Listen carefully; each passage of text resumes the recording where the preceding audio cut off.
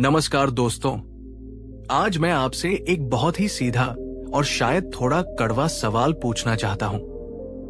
हम जिस देश में रहते हैं वहां हर गली में एक मंदिर है, हर मोड़ पर एक मजार है और हर घर में एक पूजा घर है। सुबह उठते ही घंटियों की आवाज आती है, अगरबत्तियां जलती हैं, मंत्र गूंजते हैं। करोड़ों लोग रोज उपवास रखते हैं, नंगे पैर मीलों चलते हैं और अपनी कमाई का एक बड़ा हिस्सा दान कर देते हैं। हम दुनिया के सबसे धार्मिक लोगों में से एक है। लेकिन जरा ठहरिए और सोचिए, अगर पूजा पाठ ही सुख की चाबी है तो हम इतने दुखी क्यों हैं? क्यों हमारे घरों में इतनी कलह है? क्यों हम तनाव, डिप्रेशन और चिंता में जी रहे हैं? क्यों इतनी प्रार्थनाओं के बाद भी सुख शांति नहीं मिलती? क्यों इतने यज्ञों के बाद भी समाज में नफरत और हिंसा बढ़ रही है? क्या आपने कभी सोचा है कि कहीं हम कुछ गलत तो नहीं कर रहे? कहीं ऐसा तो नहीं कि हम जिस दरवाजे को खटखटा रहे हैं उसके पीछे कोई है ही नहीं? या शायद हमारे खटखटाने का तरीका ही गलत है? आज की ये वीडियो आपको हिलाकर रख देगी। आज हम 2500 साल पीछे जाएंगे और उस महामानव गौतम बुद्ध के पास बैठेंगे जिन्होंने इस पीड़ा को बहुत गहराई से समझा था। हम जानेंगे बुद्ध की उस चेतावनी के बारे में जिसे अगर हमने नहीं समझा तो चाहे हम कितनी भी पूजा कर ले, हमारा दुख कभी खत्म नहीं होगा। दोस्तों, ये वीडियो किसी धर्म के खिलाफ नहीं है। ये वीडियो अंधविश्वास के खिलाफ है। ये वीडियो जागरूकता के लिए है। तो अगर आप सच में अपने दुख का कारण और निवारण जानना चाहते हैं तो इस वीडियो को अंत तक जरूर देखें, क्योंकि अंत में मैं आपको बुद्ध का वह गुप्त मंत्र बताऊंगा जो पूजा से 1000 गुना ज्यादा शक्तिशाली है। अगर आप सत्य को सुनने की हिम्मत रखते हैं तो अभी इस वीडियो को लाइक कर दीजिए और चलिए इस रहस्य से पर्दा उठाते हैं। एक समय की बात है, श्रावस्ती नगर में धनपत नाम का एक बहुत अमीर सेठ रहता था। धनपत बहुत धार्मिक था। वो रोज सुबह 4 बजे उठता, 2 घंटे पूजा करता, माथे पर बड़ा सा तिलक लगाता और साधु संतों को खूब दान देता था। उसके घर में सोने चांदी की मूर्तियों का एक भव्य मंदिर था। पूरा नगर उसे धर्मात्मा सेठ कहता था। लेकिन धनपत के दिल में शांति नहीं थी। उसका अपनी पत्नी से रोज झगड़ा होता था। उसके बेटे उसका सम्मान नहीं करते थे और व्यापार में उसे हमेशा ये डर लगा रहता था कि कहीं कोई उसे धोखा न दे दे। उसे रातों को नींद नहीं आती थी। एक दिन उसने सुना कि गौतम बुद्ध नगर में आए हैं। लोगों ने कहा कि बुद्ध के पास हर दुख का इलाज है। धनपत ने सोचा, मैं इतना धर्म कर्म करता हूं फिर भी दुखी हूं। शायद बुद्ध मुझे कोई ऐसा विशेष मंत्र या पूजा बता देंगे जिससे मेरा मन शांत हो जाए। वो बहुत सारे कीमती उपहार और फल लेकर बुद्ध के पास पहुंचा। बुद्ध एक पेड़ के नीचे शांत भाव से बैठे थे। उनके चेहरे पर एक अद्भुत तेज और शांति थी, ठीक वैसी शांति जिसके लिए धनपत तरस रहा था। धनपत ने बुद्ध के चरणों में उपहार रखे और हाथ जोड़कर बोला, हे तथागत, मैं नगर का सबसे बड़ा दानी और भक्त हूं। मैंने सैकड़ों यज्ञ करवाए हैं। मैं रोज पूजा करता हूं, लेकिन फिर भी मेरा मन जल रहा है। मुझे शांति क्यों नहीं मिलती? क्या मेरी पूजा में कोई कमी रह गई है? बुद्ध ने धनपत की ओर देखा और मुस्कुराए। उन्होंने धनपत के सवाल का सीधा जवाब नहीं दिया। उन्होंने पूछा, सेठ, क्या तुम यहां आते समय अपनी गाड़ी साथ लाए हो? धनपत थोड़ा हैरान हुआ पर बोला, हाँ भगवान, मेरी रथ बाहर खड़ा है। बुद्ध ने पूछा, अगर तुम्हारे रथ का एक पहिया टूट जाए और तुम उस पहिए को ठीक करने की बजाय रथ के सामने बैठकर अगरबत्ती जलाओ, उस पर फूल चढ़ाओ और प्रार्थना करो कि हे रथ चल पड़, हे रथ मुझे घर पहुंचा दे, तो क्या वह रथ चलेगा? धनपत हंस पड़ा। उसने कहा, भगवान, आप मजाक कर रहे हैं। पूजा करने से टूटा पहिया कैसे ठीक होगा?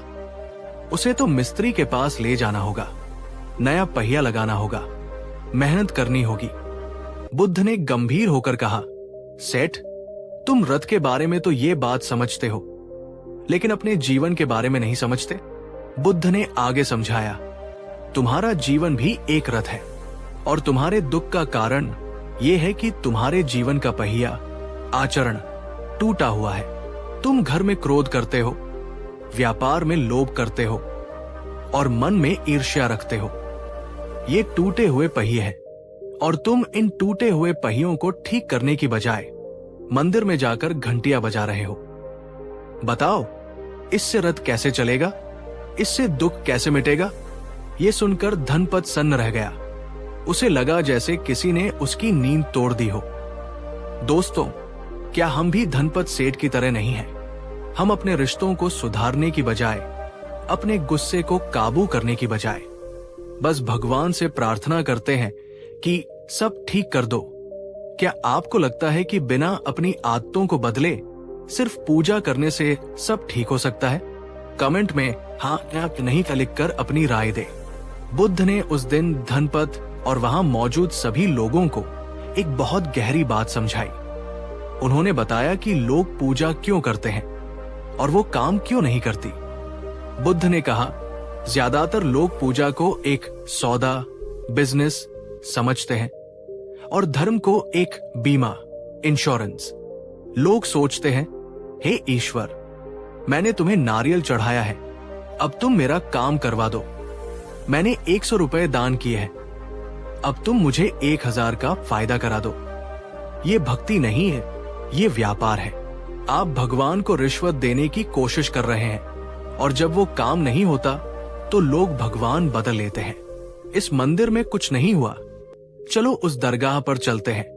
बुद्ध ने कहा, दुख का कारण तुम्हारी इच्छाएं, तृष्णा है और तुम पूजा भी अपनी इच्छाओं को पूरा करने के लिए ही कर रहे हो। तो पूजा से दुख कैसे मिटेगा? तुम तो आग में और घी डाल रहे हो। बुद्ध ने एक और कड़वा सच बताया। उन्होंने कहा, कई बार लोग पूजा को एक पलायन, एस्केप की तरह इस्तेमाल करते हैं। जब जीवन की जिम्मेदारियां भारी लगती हैं, जब रिश्तों में खटास आती है, जब खुद को बदलने की मेहनत मुश्किल लगती है, तो इंसान मंदिर में जाकर छिप जाता है।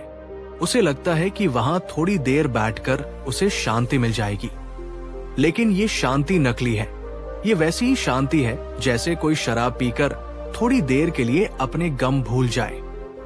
नशा उतरते ही दुख वापस आ जाता है। मंदिर से बाहर आते ही वही दुनिया, वही समस्याएं फिर सामने खड़ी हो जाती है।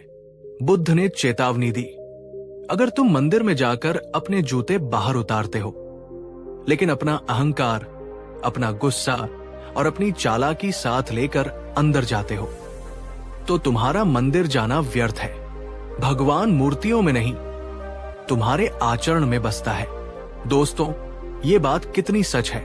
हम देखते हैं कि लोग मंदिरों में घंटों लाइन में लगते हैं, धक्का मुक्की करते हैं, एक दूसरे को गाली देते हैं, सिर्फ भगवान के दर्शन करने के लिए। क्या उस भगवान को ऐसे दर्शन चाहिए? क्या वो भगवान उस धक्का मुक्की और गुस्से से खुश होगा? हम सत्यनारायण की कथा सुनते हैं, लेकिन बाहर निकलकर असत्य बोलते हैं। हम लक्ष्मी की पूजा करते हैं, लेकिन घर की बहु बेटियों का अपमान करते हैं। हम शिव का अभिषेक करते हैं, लेकिन अपने शरीर, जो शिव का मंदिर है, में नशा और गंदगी भरते हैं। यही वो पाखंड है जिसके कारण रोज पूजा करने के बाद भी हम दुखी हैं।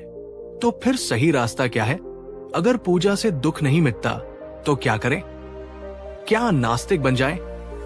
नहीं, बुद्ध ने कभी नास्तिक बनने को नहीं कहा। उन्होंने बस पूजा की परिभाषा बदल दी। बुद्ध ने कहा, असली पूजा फूल चढ़ाना नहीं है, असली पूजा है अपने भीतर के फूल को खिलाना। धनपत सेठ ने पूछा, तथागत, तो मैं क्या करूं? क्या पूजा छोड़ दूं? बुद्ध ने कहा, सेठ, पूजा छोड़ो मत, लेकिन पूजा को बदलो। कर्मकांड से कर्म की ओर बढ़ो। बुद्ध ने उसे 3 मंत्र दिए जो किसी भी वैदिक मंत्र से ज्यादा शक्तिशाली थे। 1. शील। सबसे पहली पूजा यह है कि तुम किसी को दुख न पहुंचाओ, न अपनी वाणी से, न अपने कर्म से। झूठ बोलना बंद करो, धोखा देना बंद करो, क्रोध करना बंद करो। अगर तुम एक दिन के लिए भी ये कर पाए तो ये 1000 यज्ञों से बड़ा पुण्य है। 2. समाधि। बाहर घंटी बजाने की बजाय अपने भीतर की आवाज सुनो। रोज कुछ देर शांत बैठो, देखो कि तुम्हारे मन में कितना शोर है। अपने विचारों को देखो, अपने गुस्से को देखो, उसे समझने की कोशिश करो। जिस दिन तुम खुद को समझ जाओगे, तुम्हें किसी मूर्ति की जरूरत नहीं पड़ेगी। 3. प्रज्ञा। ये समझो कि दुनिया में सब कुछ नश्वर है। न तुम्हारा धन रहेगा, न ये शरीर, न ये दुख। सब बदल रहा है। इस बदलाव को स्वीकार कर लो। जिस दिन तुम पकड़ना छोड़ दोगे, उस दिन तुम मुक्त हो जाओगे। बुद्ध ने कहा, अगर तुम किसी भूखे को खाना खिलाते हो तो वो ईश्वर को भोग लगाने से बड़ी पूजा है। अगर तुम किसी रोते हुए को हंसाते हो तो वो मंत्र पढ़ने से बड़ी प्रार्थना है। अगर तुम अपने माता पिता और परिवार की सेवा करते हो तो वो तीर्थ यात्रा से बड़ा पुण्य है। दोस्तों, यह बुद्ध का क्रांतिकारी संदेश। उन्होंने धर्म को आसमान से उतारकर जमीन पर ला दिया। उन्होंने धर्म को जीवन जीने का तरीका बना दिया। सोचिए, अगर हम सब सिर्फ इतना कर लें कि हम झूठ नहीं बोलेंगे, हम किसी का दिल नहीं दुखाएंगे और हम ईमानदारी से अपना काम करेंगे, तो क्या हमें किसी और पूजा की जरूरत पड़ेगी? हमारा पूरा जीवन ही एक पूजा बन जाएगा। क्या आपने कभी महसूस किया है कि किसी की मदद करने के बाद जो खुशी मिलती है वो मंदिर में मन्नत मांगने से मिलने वाली खुशी से ज्यादा गहरी होती है? अपने अनुभव कमेंट में शेयर करें। बुद्ध की बातों ने धनपत के दिल पर गहरा असर किया। उसे समझ आ गया कि वो अब तक सिर्फ दिखावा कर रहा था। उसने घर जाकर सबसे पहले अपनी पत्नी और बच्चों से माफी मांगी कि वो उन पर बेवजह गुस्सा करता था। उसने अपने व्यापार में ईमानदारी बरतने की कसम खाई। उसने तय किया कि वो अब मुनाफा कम कमाएगा, लेकिन झूठ नहीं बोलेगा। उसने अपने घर के मंदिर को नहीं तोड़ा, लेकिन अब वो वहां सिर्फ फूल चढ़ाने नहीं जाता था। अब वो वहां बैठकर ध्यान करता था। वो अपने मन की गंदगी को साफ करने की कोशिश करता था। धीरे धीरे चमत्कार हुआ। उसके घर के झगड़े खत्म हो गए। उसके बेटे उसका सम्मान करने लगे। व्यापार में पहले थोड़ी दिक्कत आई, लेकिन उसकी ईमानदारी की वजह से लोगों का उस पर भरोसा बढ़ा और व्यापार पहले से भी ज्यादा चलने लगा। सबसे बड़ी बात, अब उसे रात को चैन की नींद आने लगी। वो जो शांति बाहर ढूंढ रहा था, वो उसे अपने भीतर मिल गई।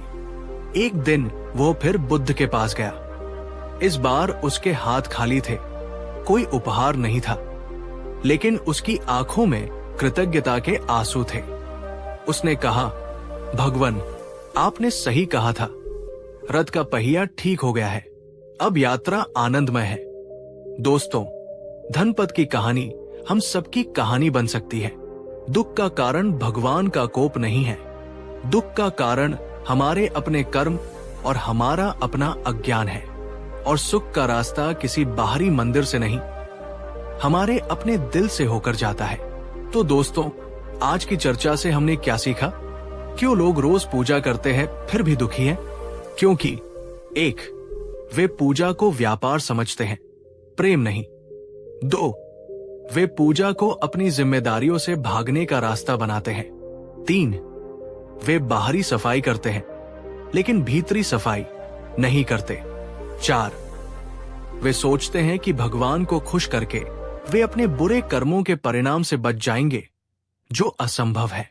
बुद्ध की चेतावनी आज भी उतनी ही प्रासंगिक है।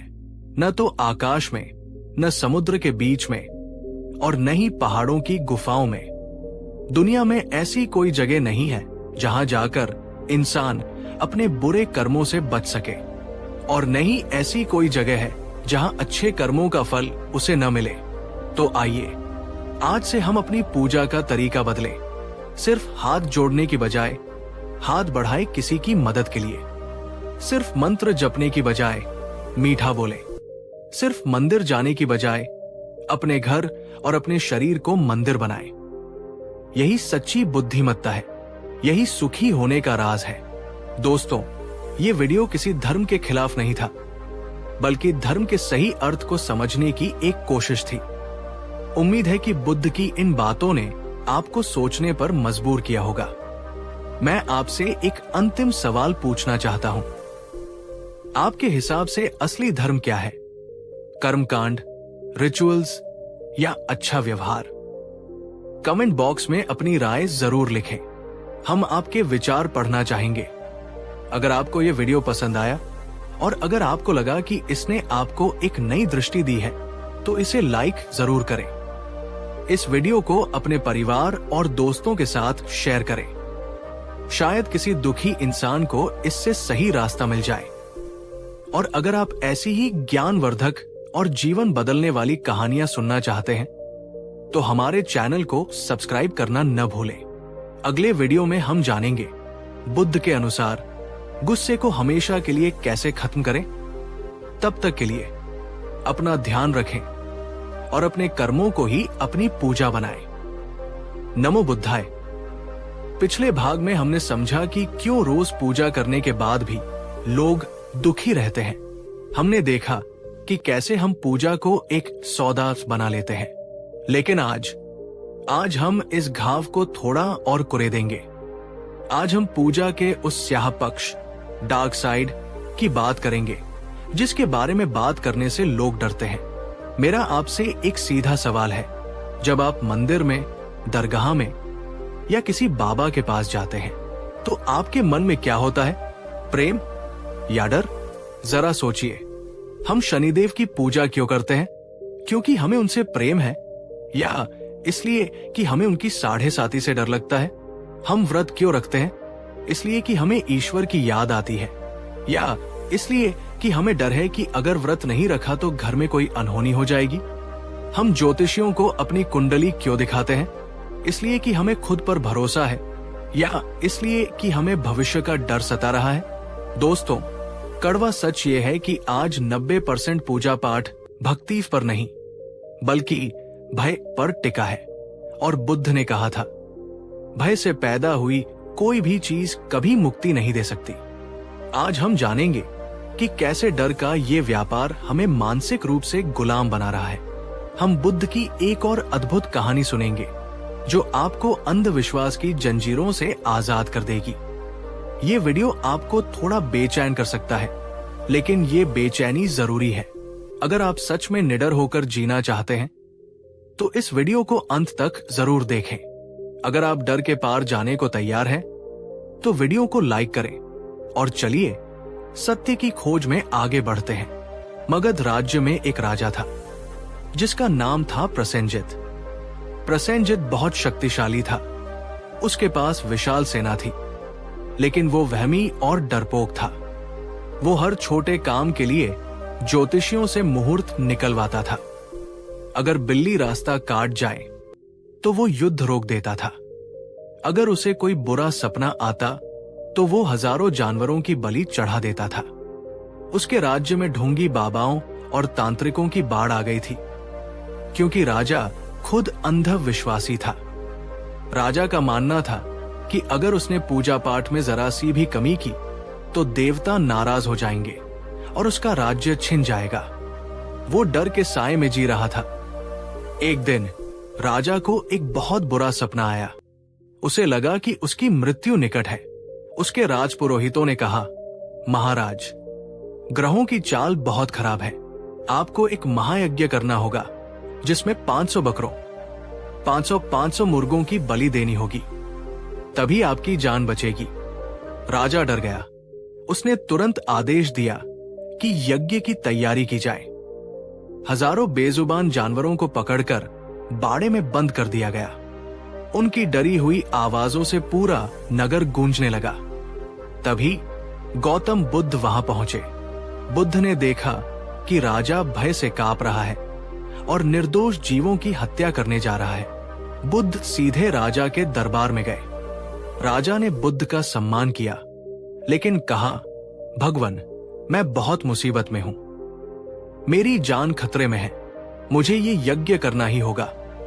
बुद्ध ने राजा की आंखों में देखा और पूछा, राजन, क्या तुम सच में मानते हो कि दूसरों को मारकर तुम खुद जिंदा रह सकते हो? राजा ने कहा, पुरोहित कहते हैं कि देवता खून से खुश होते हैं। बुद्ध ने मुस्कुराते हुए कहा, राजन, सोचो, अगर कोई तुम्हारे बेटे को मारकर कहे कि इससे मैं खुश हो जाऊंगा, तो क्या तुम खुश होगे? राजा ने कहा, बिल्कुल नहीं, मैं तो उसकी जान ले लूंगा।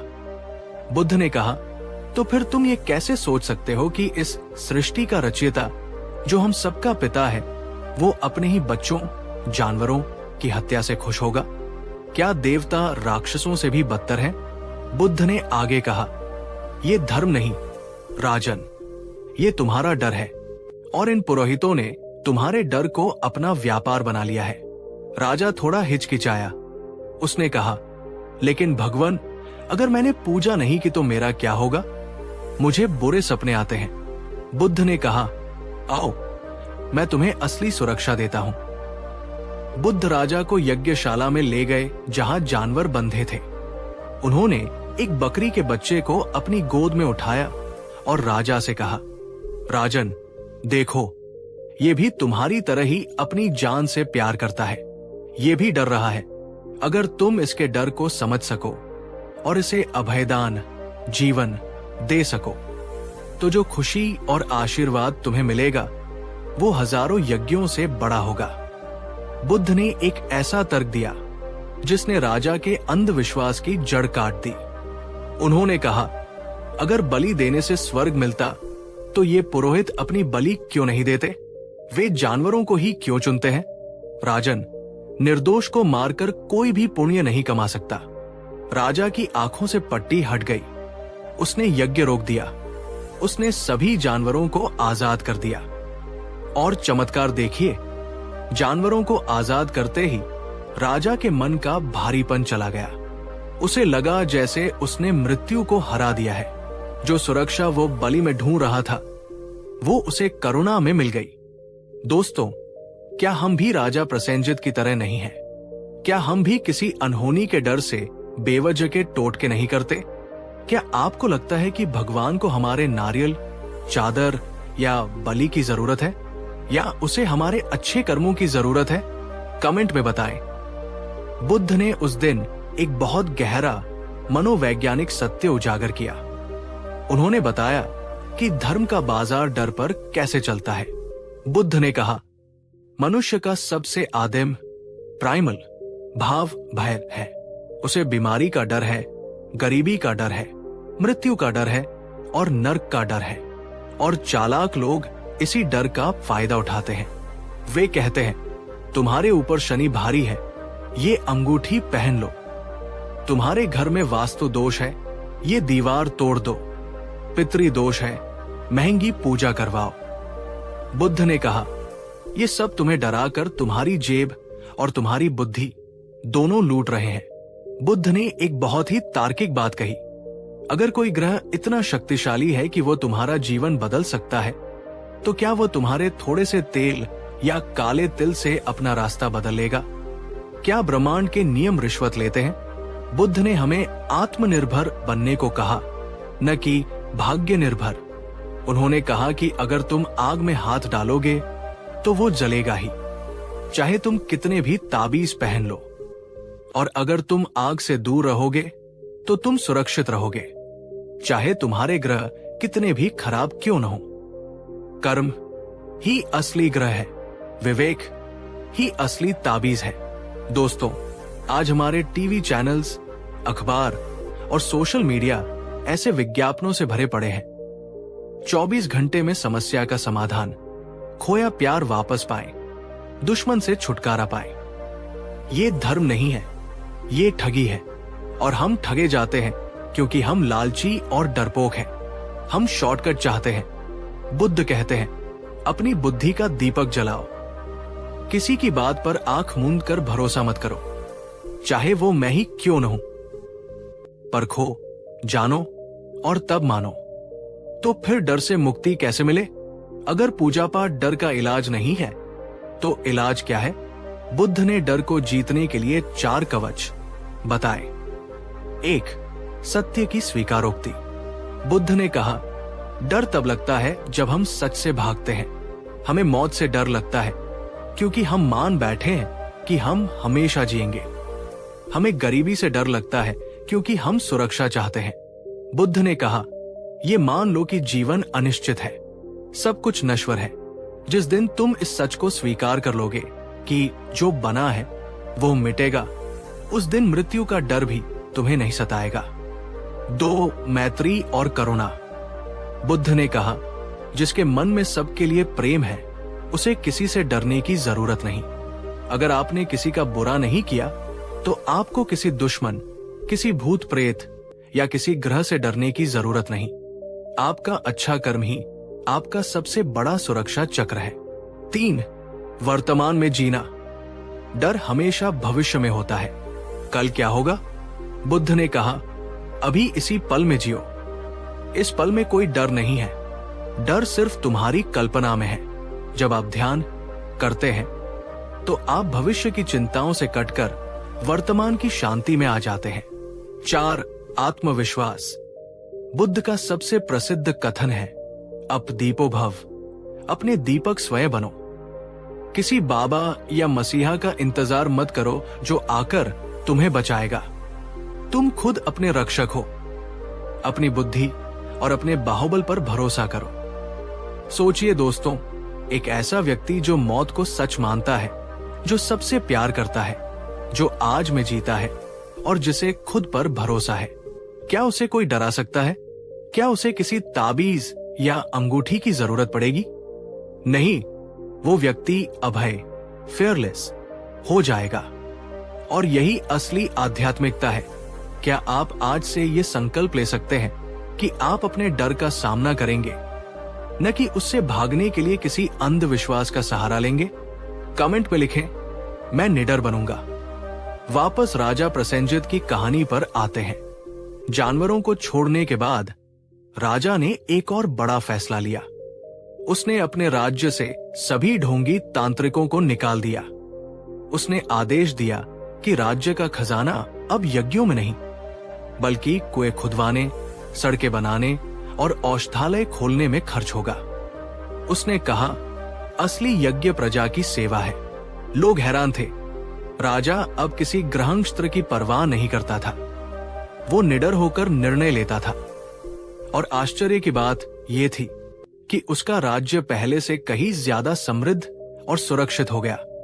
पड़ोसी राजा, जो पहले उसे डरपोक समझकर हमला करने की सोचते थे, अब उसके आत्मविश्वास और प्रजा के प्रेम को देखकर डरने लगे।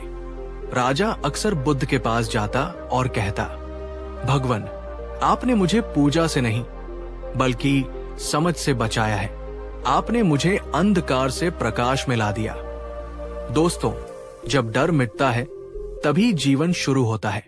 जब तक आप डर में पूजा कर रहे हैं, आप गुलाम हैं। जिस दिन आप प्रेम और समझ से कर्म करेंगे, आप बादशाह बन जाएंगे।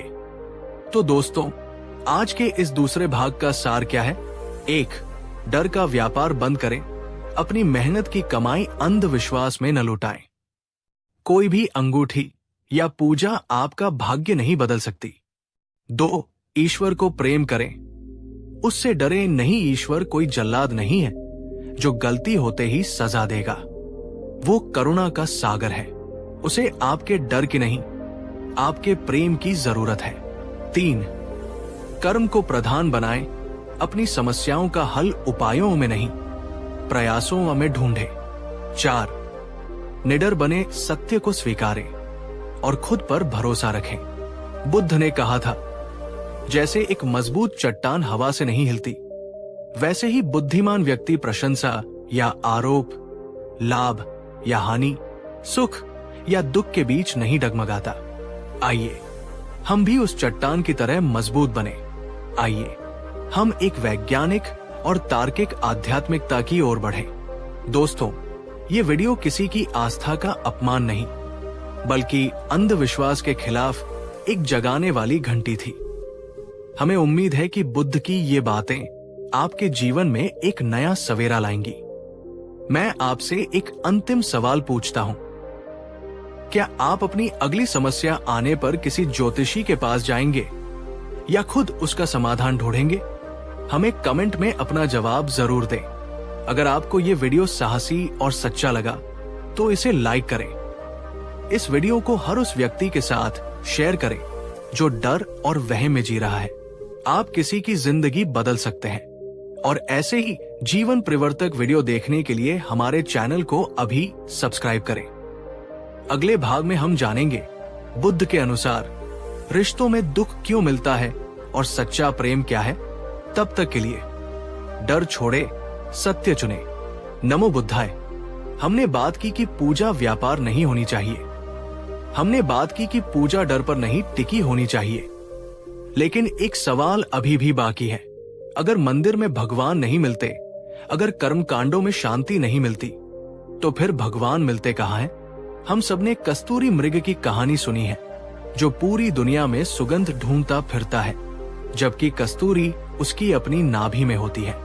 हम भी उसी मृग की तरह हैं। हम 4 धाम की यात्रा करते हैं, 12 ज्योतिर्लिंग जाते हैं, हज पर जाते हैं, सिर्फ उस एक सत्य को पाने के लिए जिसे हम ईश्वर, अल्लाह, गॉड या शांति कहते हैं। लेकिन क्या कभी आपने सोचा है कि बुद्ध, जिन्होंने अपना राजमहल त्यागा, जंगल गए, तपस्या की, उन्होंने अंत में क्या पाया? उन्होंने पाया कि जिसे वो बाहर खोज रहे थे वो तो हमेशा से उनके भीतर ही मौजूद था। आज के इस वीडियो में हम बाहरी पूजा से भीतरी पूजा की यात्रा करेंगे। हम बुद्ध की वो विधि जानेंगे जिससे आप अपने घर में बैठे बैठे, बिना किसी खर्च के, बिना किसी आडंबर के, उस परम सत्य का अनुभव कर सकते हैं। ये वीडियो आपकी आध्यात्मिक यात्रा का मोड़ हो सकता है। इसे सिर्फ कानों से नहीं, दिल से सुनिएगा। अगर आप अपने भीतर के ईश्वर से मिलने को तैयार हैं, तो वीडियो को लाइक करें और एक गहरी सांस लें। चलिए अपनी रूह की गहराइयों में उतरते हैं। एक बहुत प्रसिद्ध बौद्ध कथा है। एक गांव के बाहर एक भिखारी रहता था। वो पिछले 30 सालों से एक ही जगह एक पुराने लकड़ी के संदूक, बॉक्स पर बैठकर भीख मांगता था। जो भी वहां से गुजरता वो अपना कटोरा आगे कर देता और कहता, बाबूजी कुछ दे दो, मैं बहुत गरीब हूं। एक दिन गौतम बुद्ध वहां से गुजरे। भिखारी ने उन्हें देखा और अपनी आदत के अनुसार कटोरा आगे कर दिया। महाराज कुछ दे दो। बुद्ध रुके। उन्होंने भिखारी को बड़े ध्यान से देखा। बुद्ध ने कहा, मेरे पास तुम्हें देने के लिए कुछ नहीं है, लेकिन मैं तुमसे कुछ पूछना चाहता हूं। भिखारी ने कहा, पूछिए। बुद्ध ने उस पुराने लकड़ी के संदूक की ओर इशारा किया जिस पर भिखारी बैठा था। बुद्ध ने पूछा, ये संदूक क्या है जिस पर तुम बैठे हो? भिखारी ने लापरवाही से कहा, अरे ये तो बस एक पुराना डिब्बा है, मैं जब से यहां आया हूं इसी पर बैठता हूं। बुद्ध ने पूछा, क्या तुमने कभी इसे खोलकर देखा है कि इसके अंदर क्या है? भिखारी हंसा। उसने कहा, महाराज इसके अंदर क्या होगा? ये खाली है, बस लकड़ी का कचरा है। बुद्ध ने जोर देकर कहा, एक बार मेरे कहने पर इसे खोलकर तो देखो। भिखारी ने बेमन से संदूक का ढक्कन खोलने की कोशिश की। ढक्कन जाम हो चुका था। उसने थोड़ी ताकत लगाई। ढक्कन चरमराकर खुल गया और जैसे ही ढक्कन खुला, भिखारी की आंखें फटी की फटी रह गई। वो संदूक सोने के सिक्कों, हीरों और जवाहरातों से भरा हुआ था। वो भिखारी जो 30 साल से पाई पाई के लिए भीख मांग रहा था, वो दरअसल एक अरबती था। वो जिस खजाने पर बैठा था उसी से अनजान था। बुद्ध ने उस रोते हुए भिखारी से कहा, मित्र तुम उस भिखारी की तरह हो और ये पूरी दुनिया भी उसी भिखारी की तरह है। तुम बाहर कटोरा लेकर भीख मांग रहे हो। थोड़ी खुशी दे दो, थोड़ी शांति दे दो, भगवान दे दो। जबकि जिस खजाने को तुम खोज रहे हो, वो जिस पर तुम बैठे हो, तुम्हारा अपना हृदय उसी के भीतर है। बुद्ध ने कहा, तुम गरीब नहीं हो, तुम बस अनजान हो। तुम्हें बाहर से कुछ नहीं चाहिए, तुम्हें बस अपने भीतर का ढक्कन खोलना है। दोस्तों, क्या हम भी उस भिखारी की तरह नहीं हैं? हम खुशी के लिए दूसरों पर, वस्तुओं पर और मंदिरों पर निर्भर हैं। क्या आपको कभी ऐसा लगा है कि सब कुछ पाने के बाद भी एक खालीपन है? वो खालीपन इसलिए है क्योंकि हमने अपना संदूक अभी तक नहीं खोला है। बुद्ध ने उस दिन अपने शिष्यों को समझाया कि इंसान भीतरी पूजा क्यों नहीं करता, वो बाहर क्यों भटकता है।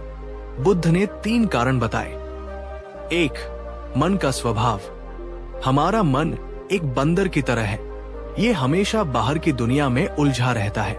इसे रंग, रूप, आवाज और स्वाद चाहिए। भीतर जाना इसे बोरिंग लगता है, इसलिए ध्यान करना मुश्किल लगता है।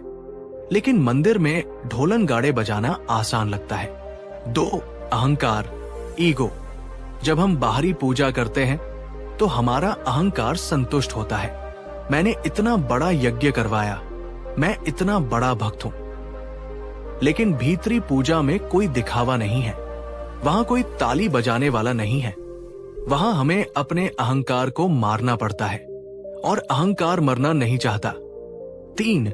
धूल भरी परतें। बुद्ध ने कहा, हमारा मन उस आईने की तरह है जिस पर जन्मों जन्मों की धूल, इच्छाएं, क्रोध, मोह जमी है। इसलिए हमें अपना असली चेहरा, ईश्वर, दिखाई नहीं देता। हम सोचते हैं कि भगवान कहीं दूर आकाश में है, जबकि वो धूल के नीचे ही छिपा है। बुद्ध ने कहा, हजारों मील की तीर्थ यात्रा करने से बेहतर है कि एक कदम अपने भीतर की ओर चलो। दोस्तों, जरा सोचिए, जिस ईश्वर ने ये पूरा ब्रह्मांड बनाया, क्या वह पत्थरों की दीवारों, मंदिरों में कैद हो सकता है? क्या वह किसी खास दिशा या किसी खास भाषा का मोहताज हो सकता है? नहीं, वह सर्वव्यापी है और सबसे नजदीक वह आपके हृदय, हार्ट में है। कबीर दास जी ने भी कहा था, मोको कहाँ ढूंढे बंदे, मैं तो तेरे पास में। अब सवाल यह है, भीतरी संदूक कैसे खोले? बुद्ध ने इसके लिए एक बहुत ही वैज्ञानिक और सरल विधि दी, विपश्यना या सती। इसे हम सच्ची पूजा कह सकते हैं। इसके 4 चरण हैं। 1. कायानुपस्सना। सबसे पहले एक शांत जगह पर बैठ जाओ। रीढ़ की हड्डी सीधी रखो, आंखें बंद करो। अब अपने शरीर को देखो। क्या तनाव है? क्या आराम है? बुद्ध ने कहा, तुम्हारा शरीर ही तुम्हारा पहला मंदिर है। इसे महसूस करो। इसमें जो प्राण, सांस चल रहा है, वो ईश्वर का ही स्पंदन है। आनापान सती अपनी आती और जाती सांस को देखो। इसे बदलने की कोशिश मत करो, बस देखो, ये सांस ही वो डोर है जो तुम्हें तुम्हारे भीतर ले जाएगी। 2. वेदनानुपस्सना। शरीर में जहां भी सुख या दुख, गर्मी या ठंड महसूस हो रही है, उसे देखो। प्रतिक्रिया मत करो, रिएक्ट मत करो, बस जानो कि ये हो रहा है। ये अभ्यास आपको सुख और दुख में संभाव रहना सिखाता है। यही असली भक्ति है। 3. चित्तानुपस्सना। अब अपने मन को देखो। क्या विचार आ रहे हैं? गुस्सा, लालच, प्यार? उन्हें रोको मत, उन्हें बस एक बादल की तरह गुजरते हुए देखो। जब तुम अपने विचारों के दृष्टा बन जाते हो तो तुम मन के जंजाल से मुक्त हो जाते हो। 4. धम्मानुपस्सना। अंत में तुम्हें यह अनुभव होगा कि सब कुछ अनित्य है। विचार आ रहे हैं और जा रहे हैं, सांस आ रही है और जा रही है। जो बचता है वो शून्य है, वो शांति है, वो प्रकाश है, वही निर्वाण है, वही ईश्वर है। दोस्तों, जब आप इस अवस्था में पहुंचते हैं तो आपको किसी मंत्र की जरूरत नहीं पड़ती। आपका मौन ही मंत्र बन जाता है। आपकी हर सांस पूजा बन जाती है। आपको हर इंसान में, हर जीव में, यहां तक कि पेड़ पौधों में भी वही परमात्मा दिखने लगता है। तब आप किसी का दिल नहीं दुखा सकते, क्योंकि आपको पता है कि सामने वाले में भी वही ईश्वर है जो मुझ में है। यह है आत्म साक्षात्कार, यह है असली पूजा। क्या आप रोज सिर्फ 10 मिनट निकालकर इस भीतरी मंदिर में जाने का प्रयास करेंगे? यह आपके 24 घंटों का सबसे कीमती समय होगा। कमेंट में लिखें, मैं प्रयास करूंगा। बुद्ध के पास एक बूढ़ी औरत आई। वो अनपढ़ थी, उसे कोई मंत्र नहीं आता था। उसने रोते हुए कहा, तथागत, मैं पूजा करना नहीं जानती, मैं शास्त्र नहीं पढ़ सकती, क्या मुझे कभी मुक्ति नहीं मिलेगी? बुद्ध ने उसके हाथों में एक झाड़ू दी। बुद्ध ने कहा, मां, तुम्हें कुछ पढ़ने की जरूरत नहीं, बस जब तुम रोज अपने घर में झाड़ू लगाओ तो मन में ये भाव रखना, मैं धूल नहीं, अपने मन का रागद्वेष, गंदगी साफ कर रही हूं। बूढ़ी औरत ने यही किया। वो रोज झाड़ू लगाती और पूरे ध्यान से अपने मन की सफाई करती। वो हर काम, खाना बनाना, पानी भरना, पूरे होश और प्रेम से करती। कुछ ही महीनों में उसका चेहरा चमकने लगा। उसमें ऐसी शांति आ गई जो बड़े बड़े विद्वानों के पास भी नहीं थी। उसने कर्म को ही ध्यान बना लिया था। बुद्ध ने अपने शिष्यों से कहा, देखो, इसने असली पूजा कर ली, इसने अपने भीतर का दिया जला लिया। दोस्तों, पूजा के लिए आपको संस्कृत के श्लोक जानने की जरूरत नहीं है, आपको महंगी सामग्री की जरूरत नहीं है। अगर आप बर्तन धोते समय भी पूरी तरह से वहां हैं, अगर आप ऑफिस में काम करते समय पूरी ईमानदारी बरत रहे हैं, तो आप ध्यान में हैं, आप पूजा कर रहे हैं। तो दोस्तों, हमारी इस पूजा पाठ की 3 भागों की यात्रा का निचोड़ क्या है? 1. पूजा व्यापार नहीं है, भगवान से सौदेबाजी बंद करें। भक्ति निस्वार्थ होनी चाहिए। 2. पूजा डर नहीं है, अंधविश्वास और ज्योतिष के चक्कर में अपनी शक्ति न खोए, निडर बने। 3. पूजा बाहर नहीं है, असली मंदिर आपका हृदय है और असली मूर्ति आपकी आत्मा है।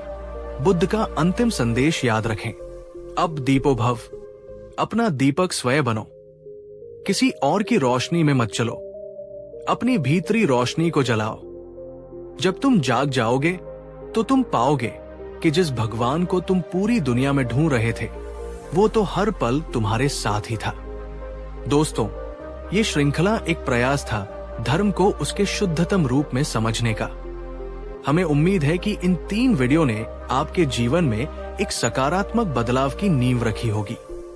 मैं आपसे एक वादा चाहता हूं, आज से आप पूजा के नाम पर डरेंगे नहीं, बल्कि प्रेम और ध्यान का रास्ता चुनेंगे। अगर आप ये वादा करते हैं तो कमेंट में लिखें, अब दीपो भव। हमने जाना कि पूजा कोई व्यापार नहीं है, हमने जाना कि पूजा डर नहीं है, और हमने जाना कि असली मंदिर हमारे भीतर है। लेकिन अब आप मुझसे एक सवाल पूछ सकते हैं। हम गृहस्थ हैं, हमारे पास नौकरी है, परिवार है, जिम्मेदारियां हैं। हम साधु बनकर जंगल में ध्यान नहीं कर सकते, हम घंटों बैठकर आंखें बंद नहीं रख सकते। तो क्या हमारे लिए ईश्वर को पाना संभव नहीं है? दोस्तों, आज का वीडियो इसी सवाल का जवाब है। आज मैं आपको बुद्ध का वो जादुई रास्ता बताऊंगा जिससे आप खाते पीते, चलते फिरते, काम करते हुए, यहां तक कि सोते हुए भी पूजा कर सकते हैं। जी हाँ, बुद्ध ने कहा था, ध्यान वह नहीं जो तुम करते हो, ध्यान वह है जो तुम जीते हो। आज हम जानेंगे कि कैसे अपने बोरिंग काम को इबादत में बदला जा सकता है, कैसे अपनी रसोई को मंदिर और अपने ऑफिस को आश्रम बनाया जा सकता है। ये वीडियो उन सभी लोगों के लिए है जो कहते हैं, मेरे पास पूजा के लिए टाइम नहीं है। इस वीडियो के बाद आपका हर पल पूजा बन जाएगा। तो अगर आप अपनी जिंदगी को एक उत्सव बनाने के लिए तैयार हैं, तो वीडियो को लाइक करें और चलिए इस अंतिम रहस्य को जानते हैं। बुद्ध के समय में एक बहुत प्रसिद्ध गणिका, नर्तकी थी आम्रपाली। वो बहुत सुंदर थी, लेकिन समाज उसे हे दृष्टि से देखता था। लोग मानते थे कि वो पापी है और कभी मोक्ष नहीं पा सकती। दूसरी तरफ कई भिक्षु थे जो दिन रात जंगलों में तपस्या करते थे, मंत्र पढ़ते थे और खुद को बहुत पवित्र मानते थे। एक दिन बुद्ध वैशाली नगर आए। आम्रपाली ने बुद्ध को अपने घर भोजन पर आमंत्रित किया। सभी भिक्षु हैरान थे, बुद्ध एक पापी नर्तकी के घर कैसे जा सकते हैं? ये धर्म के खिलाफ है। लेकिन बुद्ध ने आम्रपाली का निमंत्रण स्वीकार किया। जब बुद्ध आम्रपाली के घर गए तो उन्होंने देखा कि आम्रपाली पूरी तल्लीनता से भोजन परोस रही थी। उसका पूरा ध्यान, पूरा प्रेम सिर्फ एक काम में था, सेवा। वो जब पानी डालती तो ऐसा लगता जैसे कोई पवित्र नदी बह रही हो। जब वो थाली रखती तो ऐसा लगता जैसे कोई फूल चढ़ा रहा हो। उसकी आंखों में कोई वासना नहीं, कोई अहंकार नहीं, सिर्फ समर्पण था। दूसरी तरफ बुद्ध के साथ आए कुछ भिक्षु भोजन तो कर रहे थे, लेकिन उनका मन कहीं और था। कोई सोच रहा था ये खाना कितना स्वादिष्ट है, कोई सोच रहा था आम्रपाली कितनी सुंदर है, कोई सोच रहा था लोग क्या कहेंगे कि हम यहाँ खाना खा रहे हैं। भोजन के बाद बुद्ध ने एक चौंकाने वाली घोषणा की। बुद्ध ने कहा, आज यहाँ इस गणिका के घर में सिर्फ एक ही व्यक्ति असली ध्यान में था। सबने सोचा बुद्ध अपनी बात कर रहे हैं, लेकिन बुद्ध ने आम्रपाली की ओर इशारा किया और कहा, वो व्यक्ति ये आम्रपाली है। भिक्षु हैरान रह गए। तथागत, ये क्या कह रहे हैं? हम भिक्षु हैं, ये नर्तकी है। बुद्ध ने समझाया, तुम लोग भोजन करते समय हजारों विचारों में खोए थे। तुम्हारा शरीर यहां था, लेकिन मन कहीं और। ये बेहोशी है। लेकिन आम्रपाली, उसने जब भोजन परोसा तो वो पूरी तरह वहीं थी। उसका हर काम होश, माइंडफुलनेस में था। उसने अपने काम को ही पूजा बना दिया। बुद्ध ने कहा, पवित्रता कपड़ों में नहीं, जागरूकता, अवेयरनेस में है। जो पूरे होश से अपना काम करता है वो सन्यासी से भी बड़ा है। दोस्तों, ये कहानी हमारे समाज के मुंह पर एक तमाचा है। हम सोचते हैं कि मंदिर का पुजारी पवित्र है और सफाई कर्मचारी अपवित्र। लेकिन बुद्ध कहते हैं, अगर पुजारी मंत्र पढ़ते समय पैसों के बारे में सोच रहा है तो वो व्यापारी है, और अगर सफाई कर्मचारी सफाई करते समय ये सोच रहा है कि मैं भगवान की सृष्टि को सुंदर बना रहा हूं, तो वो पुजारी है। आप दिन भर में जो काम करते हैं, खाना बनाना, गाड़ी चलाना, फाइल बनाना, क्या आप उसे बोझ समझकर करते हैं या उसे भगवान का काम समझकर?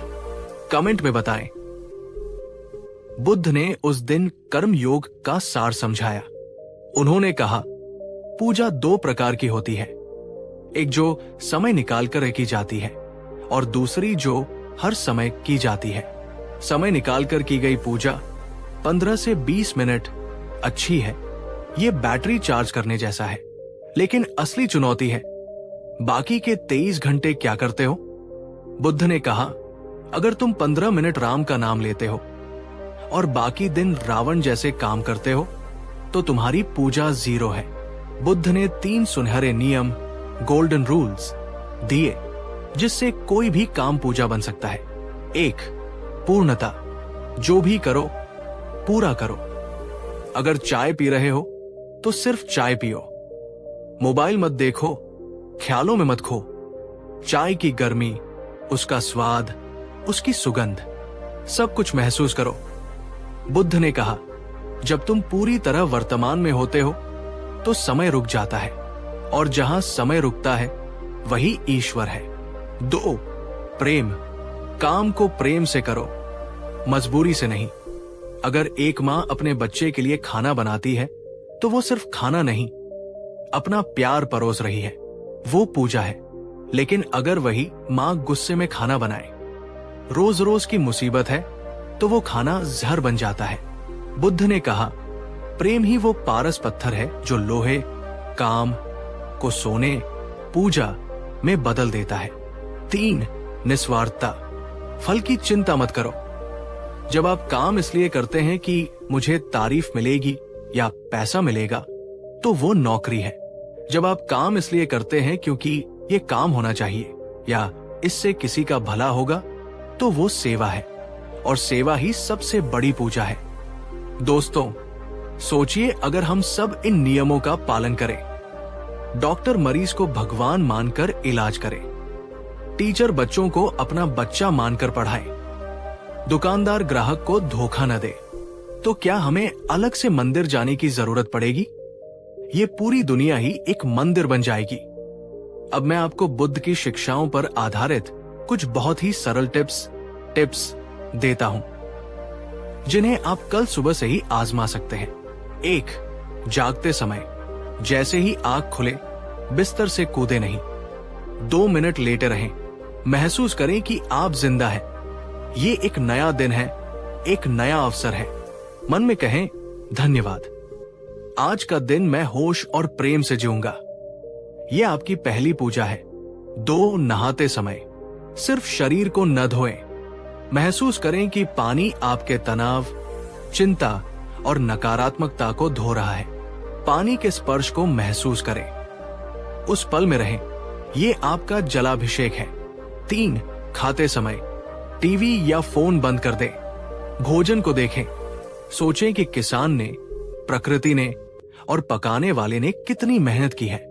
पहला निवाला कृतज्ञता, ग्रैटिट्यूड के साथ खाएं। स्वाद को महसूस करें, ये आपका प्रसाद है। 4. काम करते समय जब आप ऑफिस में हो या घर का काम कर रहे हो तो उसे बोझ न समझें। सोचें कि ये काम मेरी साधना है, मैं इसे सर्वश्रेष्ठ तरीके से करूंगा। अगर कोई गुस्सा दिलाए तो लंबी सांस लें और मुस्कुराएं। ये आपका तप है। 5.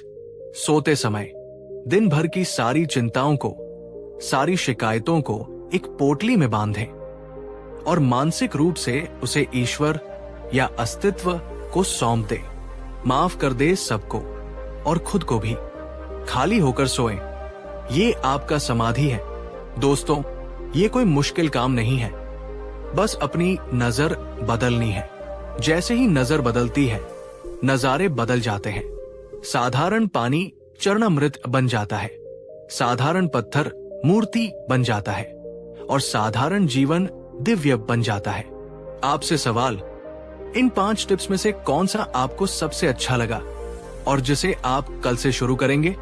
कमेंट में नंबर लिखें, 1, 2, 3, 4 या 5। अंत में बुद्ध के जीवन का एक और प्रसंग। जब बुद्ध मृत्युशैया पर थे तो आनंद, उनका प्रिय शिष्य, रो रहा था। आनंद ने कहा, भगवान, आप जा रहे हैं, अब हम किसकी पूजा करेंगे? अब हमें प्रकाश कौन देगा? बुद्ध ने अपनी क्षीण आवाज में कहा, आनंद, मैंने तुम्हें यही तो सिखाया है कि पूजा किसी व्यक्ति की नहीं होती। बुद्ध ने एक सूखा पत्ता उठाया और कहा, आनंद, क्या तुम इस सूखे पत्ते में पूरे ब्रह्मांड को देख सकते हो? आनंद ने ध्यान से देखा। बुद्ध ने कहा, इस पत्ते में सूरज की धूप है, बादल का पानी है, जमीन की मिट्टी है और समय का चक्र है। पूरा ब्रह्मांड मिलकर इस एक पत्ते को बनाता है। अगर तुम इस पत्ते को सम्मान से देख सको तो तुमने पूरे ब्रह्मांड की पूजा कर ली। बुद्ध ने कहा, हर चीज में पवित्रता देखो, हर पल में दिव्यता देखो। यही मेरा अंतिम संदेश है।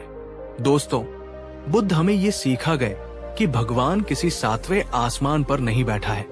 वो एक बच्चे की मुस्कान में है, वो हवा के झोंके में है, वो आपके पसीने की बूंद में है और सबसे ज्यादा वो आपकी अपनी करुणा और होश में है। तो दोस्तों, ये थी हमारी 4 भागों की एक लंबी यात्रा। हमने शुरू किया था एक सवाल से, लोग पूजा करते हैं फिर भी दुखी क्यों हैं? और आज हम एक समाधान पर पहुंचे हैं। दुख तब मिटता है जब पूजा एक कर्मकांड नहीं बल्कि एक जीवन शैली बन जाती है। हमने सीखा, 1, पूजा सौदा नहीं, समर्पण है। 2, पूजा डर नहीं, निडरता है। 3, ईश्वर बाहर नहीं, भीतर है। 4, हर कर्म पूजा है, हर पल ध्यान है। आज से चलिए एक नई शुरुआत करते हैं। मंदिर जरूर जाएं, लेकिन वहां से शांति लेकर आएं, उसे वही छोड़कर ना आएं। मूर्तियां जरूर रखें, लेकिन असली भगवान को इंसानियत में देखें। मंत्र जरूर पढ़ें, लेकिन अपनी वाणी को भी मधुर बनाएं। बुद्ध का ये मार्ग न केवल आपको सुखी बनाएगा, बल्कि आपके आसपास की दुनिया को भी स्वर्ग बना देगा। दोस्तों, ये श्रृंखला मेरे दिल के बहुत करीब थी। इसे लिखने और आप तक पहुंचाने में बहुत मेहनत और शोध लगा है, लेकिन ये तभी सफल होगी जब आप इसमें से कम एक बात अपने जीवन में उतारेंगे। मैं आपसे एक अंतिम विनती करता हूं, क्या आप एक जागरूक जीवन जीने का संकल्प लेते हैं? अगर हाँ, तो कमेंट बॉक्स में लिखें, नमो बुद्धाय को नमन करता हूं। हमारी पूजा पाठ श्रृंखला में आपका स्वागत है। आज मैं एक ऐसे सवाल को छूने जा रहा हूं जो हम सबके मन में कभी न कभी जरूर उठता है। हम पूजा करते हैं, व्रत रखते हैं, धागे बांधते हैं और फिर इंतजार करते हैं। किस बात का? एक चमत्कार का। हम सोचते हैं, काश अचानक कुछ ऐसा हो जाए कि मेरी सारी समस्याएं गायब हो जाएं। काश भगवान अपनी छड़ी घुमाए और मैं अमीर बन जाऊं। काश डॉक्टर ने जवाब दे दिया है, लेकिन कोई बाबाजी भभूति दे और मरीज ठीक हो जाए। लेकिन दोस्तों, कड़वा सच ये है, अक्सर वो चमत्कार नहीं होता, और जब जादू नहीं होता तो हमारा विश्वास टूटने लगता है। हम भगवान को कोसने लगते हैं। मैंने इतनी पूजा की, मुझे क्या मिला? आज हम जानेंगे कि गौतम बुद्ध ने चमत्कारों और सिद्धियों के बारे में क्या कहा था। क्या भगवान चमत्कार नहीं कर सकते, या वे करना नहीं चाहते, या फिर चमत्कार की हमारी परिभाषा ही गलत है? आज का वीडियो आपको अंधविश्वास के अंधेरे से निकालकर हकीकत की रोशनी में ला खड़ा करेगा। अगर आप झूठे दिलासों से थक चुके हैं और जीवन के ठोस सच को जानना चाहते हैं, तो ये वीडियो आपके लिए है। अगर आप सच्चाई का सामना करने की हिम्मत रखते हैं, तो वीडियो को लाइक करें। चलिए भ्रम का पर्दा हटाते हैं। एक बार बुद्ध एक नदी के किनारे अपनी बारी का इंतजार कर रहे थे ताकि नाव से नदी पार कर सके।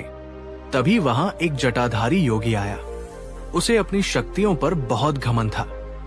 उसने बुद्ध को पहचाना और सोचा कि आज इस सन्यासी को नीचा दिखाता हूं।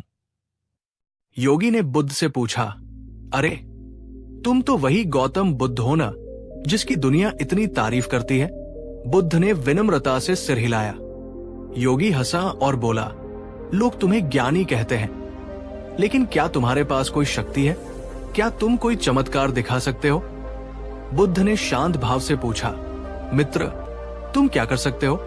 योगी ने गर्व से अपनी छाती चौड़ी की और बोला, मैं पानी पर चल सकता हूं। मैंने 30 साल घोर तपस्या की है इस सिद्धि को पाने के लिए।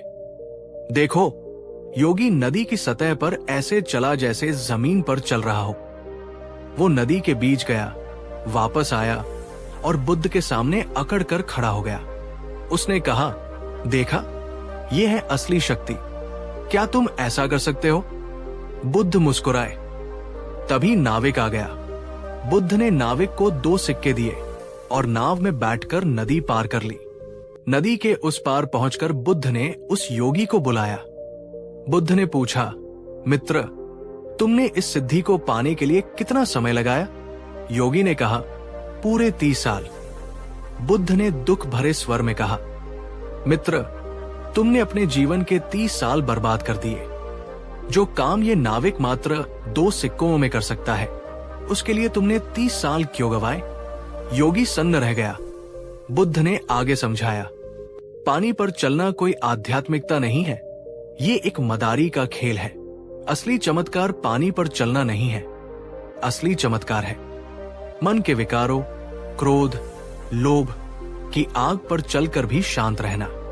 दोस्तों, ये कहानी हमें क्या सिखाती है? हम जिन चीजों को चमत्कार मानते हैं, हवा में उड़ना, चीजें पैदा करना, भविष्य बताना, बुद्ध की नजर में वो सब कौड़ी के भाव है, क्योंकि इनसे जीवन का दुख कम नहीं होता। अगर कोई हवा में उड़ भी ले तो भी उसका गुस्सा और अहंकार उसके साथ ही उड़ेगा। आपसे सवाल, मान लीजिए आपको 2 विकल्प मिले। 1, आप हवा में उड़ सके। 2, आप हमेशा के लिए तनाव मुक्त हो जाएं। आप क्या चुनेंगे? कमेंट में बताएं, 1 या 2। बुद्ध के समय में भी लोग उनसे चमत्कार की मांग करते थे ताकि धर्म का प्रचार हो सके। एक बार केवट नाम के व्यक्ति ने बुद्ध से कहा, भगवान, अगर आपके भिक्षु थोड़े चमत्कार दिखाएं तो ज्यादा लोग आप पर विश्वास करेंगे। बुद्ध ने मना कर दिया। बुद्ध ने कहा कि मैं 3 तरह के चमत्कारों को जानता हूं, लेकिन मैं उनमें से 2 को घृणित, डिस्गस्टिंग मानता हूं। 1. रिद्धि प्रातिहार्य, हवा में उड़ना, एक से अनेक हो जाना, दीवारों के आर पार जाना। बुद्ध ने कहा, ये जादूगर भी कर लेते हैं, इससे किसी का चरित्र नहीं सुधरता, ये सिर्फ तमाशा है। 2. आदेशना प्रातिहार्य, दूसरे के मन की बात जान लेना। बुद्ध ने कहा, यह भी एक विद्या है, लेकिन अगर मैं बता दूं कि तुम क्या सोच रहे हो तो क्या इससे तुम्हारा दुख मिट जाएगा? नहीं। 3. अनुशासनी प्रातिहार्य, बुद्ध ने कहा, यह असली चमत्कार है जब कोई क्रूर डाकू अंगुलिमाल संत बन जाए। ये चमत्कार है जब कोई लालची आदमी दानी बन जाए। ये चमत्कार है जब कोई रोता हुआ इंसान शांत हो जाए। ये चमत्कार है। बुद्ध ने कहा, मैं जादूगर नहीं हूं, मैं वैद्य हूं। मेरा काम तुम्हें तमाशा दिखाना नहीं, तुम्हारी बीमारी, दुख को ठीक करना है। दोस्तों, आज हम इसी जाल में फंसे हैं। हम उन बाबाओं के पीछे भागते हैं जो भभूति निकालते हैं या जो दावा करते हैं कि वे भविष्य जानते हैं। हम सोचते हैं कि ये भगवान के करीब है, लेकिन बुद्ध कहते हैं, जो तुम्हें अपनी ओर आकर्षित करने के लिए जादू का सहारा ले, वो व्यापारी है, संत नहीं। असली गुरु वो है जो तुम्हारे स्वभाव को बदल दे, न कि तुम्हारे सामान को। अब आते हैं सबसे बड़े सवाल पर। हम प्रार्थना करते हैं, फिर भी भगवान चमत्कार करके सब ठीक क्यों नहीं करते? बुद्ध का दर्शन धम्म यानी प्रकृति का नियम है। बुद्ध कहते हैं कि ब्रह्मांड कुछ नियमों से चलता है और ईश्वर भी उन नियमों को नहीं तोड़ता। अगर आप जहर खाएंगे तो मौत होगी, ये नियम है। चाहे आप कितने भी बड़े भक्त क्यों न हो, जहर अमृत नहीं बनेगा। बुद्ध कहते हैं, अनहोनी होने की उम्मीद करना ही दुख का कारण है। लोग चाहते हैं वे पढ़ाई न करें पर पास हो जाएं, चमत्कार। वे जंक फूड खाएं पर बीमार न पड़े, चमत्कार। वे कड़वा बोले पर लोग उन्हें प्यार करें, चमत्कार। बुद्ध कहते हैं, जागो। ये संभव नहीं है। असली चमत्कार ये नहीं है कि नियम टूट जाएं। असली चमत्कार ये है कि आप नियमों को समझकर जीना शुरू कर दें। जब आप ये स्वीकार कर लेते हैं कि मृत्यु अटल है, बीमारी आ सकती है, कर्म का फल मिलेगा, तो आपके अंदर एक ऐसी शक्ति आ जाती है कि आप बड़े से बड़े दुख में भी मुस्कुरा सकते हैं। दुख में मुस्कुराना, इससे बड़ा चमत्कार दुनिया में कोई नहीं है। आपसे सवाल, क्या आपने कभी देखा है कि कोई व्यक्ति बहुत बड़ी मुसीबत में भी शांत और स्थिर खड़ा है? क्या आपको ये किसी जादू से कम लगता है? अपने विचार कमेंट में लिखें। ये कहानी आपने सुनी होगी, लेकिन आज इसे चमत्कार के नजरिए से देखिए। किसा गौतमी का बेटा मर गया। वो उसे जीवित करने के लिए बुद्ध के पास आई। वो चाहती थी कि बुद्ध कोई चमत्कार करे, कोई मंत्र पढ़े और बेटा जिंदा हो जाए। बुद्ध ने कोई जादू नहीं किया। बुद्ध ने कहा, जाओ उस घर से सरसों के दाने ले आओ जहां कभी कोई नहीं मरा हो। किसा गौतमी पूरा दिन घूमी, उसे सरसों तो मिली, लेकिन ऐसा कोई घर नहीं मिला जहां मृत्यु न हुई हो। शाम तक उसे समझ आ गया कि मृत्यु अटल है। उसका भ्रम टूट गया। वो बुद्ध के पास आई और भिक्षुणी बन गई। जरा सोचिए, अगर बुद्ध उस दिन मंत्र पढ़कर बच्चे को जिंदा कर देते, चमत्कार कर देते, तो क्या होता? किसा गौतमी खुश हो जाती, लेकिन कुछ साल बाद वो बेटा फिर मरता या किसा गौतमी मरती। दुख फिर आता। वो कभी सत्य को नहीं जान पाती। बुद्ध ने जादू नहीं किया, उन्होंने उसका नजरिया बदल दिया। उन्होंने उसे एक साधारण महिला से एक जागृत संत बना दिया। यही बुद्ध का तरीका है। वे आपको बैसाखी नहीं देते, वे आपको चलना सिखाते हैं। दोस्तों, भगवान से ये मत मांगो कि मेरी मुश्किलें हटा दो। भगवान से ये मांगो कि मुझे मुश्किलों से लड़ने की ताकत दो। सत्य। जादूगर आपको भ्रमित करता है, गुरु आपको जगाता है। तो दोस्तों, असली चमत्कार क्या है और हम इसे कैसे कर सकते हैं? बुद्ध के अनुसार आप खुद एक जादूगर बन सकते हैं। कैसे? 1. माफी का चमत्कार। अगर कोई आपसे नफरत करता है और आप उसे माफ कर दे, तो आपने नफरत के नियम को तोड़ दिया। ये चमत्कार है। 2. दान का चमत्कार। जब आपकी जेब में कम पैसे हों, फिर भी आप किसी भूखे को खिला दे, ये चमत्कार है। 3. बदलाव का चमत्कार। अगर आप कल तक शराबी थे और आज आपने संकल्प लेकर नशा छोड़ दिया, तो आपने अपनी किस्मत बदल दी। ये सबसे बड़ा चमत्कार है। बुद्ध ने कहा था, हजारों युद्ध जीतने से बेहतर है खुद पर विजय पाना। वही असली विजेता है। बाहरी ताबीजों और अंगूठियों का इंतजार मत करो। तुम्हारा पसीना, तुम्हारा संकल्प और तुम्हारा विवेक, यही वो जादू है जो तुम्हारी दुनिया बदल सकता है। दोस्तों, ये वीडियो उन लोगों के लिए था जो शॉर्टकट ढूंढ रहे हैं। उम्मीद है अब आप समझ गए होंगे कि भगवान जादूगर नहीं, मार्गदर्शक है। आज का सवाल बहुत खास है। क्या आप किसी चमत्कार का इंतजार करेंगे या आज से अपनी मेहनत से अपना चमत्कार खुद लिखेंगे? कमेंट बॉक्स में लिखें, मैं अपना चमत्कार खुद बनूंगा। अगर आपको ये कड़वा सच पसंद आया तो वीडियो को लाइक करें। इस वीडियो को उन लोगों के साथ शेयर करें जो ढोंगी बाबाओं या अंधविश्वास के चक्कर में फंसे हैं। सब्सक्राइब करें और हमारे परिवार का हिस्सा बने। तब तक के लिए चमत्कार मत ढूंढो, सत्य को जियो। नमो बुद्धाय। हमारी इस पूजा पाठ श्रृंखला के 6ठे भाग में आपका स्वागत है। आज मैं आपसे एक बहुत ही निजी सवाल पूछना चाहता हूं। जब आप भगवान के सामने हाथ जोड़ते हैं, आंखें बंद करते हैं, तो आपके मन में क्या चलता है? धन्यवाद या मांग? जरा अपनी पिछली कुछ प्रार्थनाओं को याद कीजिए। हे भगवान, मेरा बिजनेस चल जाए, मैं नंगे पैर मंदिर आऊंगा। हे ईश्वर, मेरे बेटे की नौकरी लग जाए, मैं भंडारा करवाऊंगा। हे अल्लाह, मुझे बीमारी से बचा लो, मैं चादर चढ़ाऊंगा। दोस्तों, क्या ये प्रार्थना है या ये व्यापार है? हम भगवान के साथ सौदा, डील कर रहे हैं। हम कह रहे हैं, तुम मेरा काम करो, बदले में मैं तुम्हें रिश्वत दूंगा। जैसे हम किसी भ्रष्ट सरकारी अफसर को रिश्वत देते हैं, वैसे ही हम ब्रह्मांड के रचयिता को भी रिश्वत देने की कोशिश करते हैं। क्या वो ईश्वर जिसने ये पूरी दुनिया बनाई आपके 50 रुपए के नारियल या 100 रुपए के प्रसाद का मोहताज है? अगर वो इतना ही बिकाऊ होता तो दुनिया के सारे अमीर लोग सुखी होते और गरीब दुखी। लेकिन ऐसा नहीं है। आज हम गौतम बुद्ध से जानेंगे कि प्रार्थना और भीख में क्या अंतर है। हम जानेंगे कि जब आप भगवान से कुछ मांगते हैं तो आप उसे छोटा बना देते हैं, और जब आप बिना मांगे समर्पण, सरेंडर करते हैं, तो आपको वो मिलता है जिसकी आपने कल्पना भी नहीं की थी। ये वीडियो उन सभी लोगों के लिए है जिनकी प्रार्थनाएं कबूल नहीं हो रही हैं। शायद आप तरीका गलत अपना रहे हैं। सही तरीका जानने के लिए इस वीडियो को अंत तक देखें।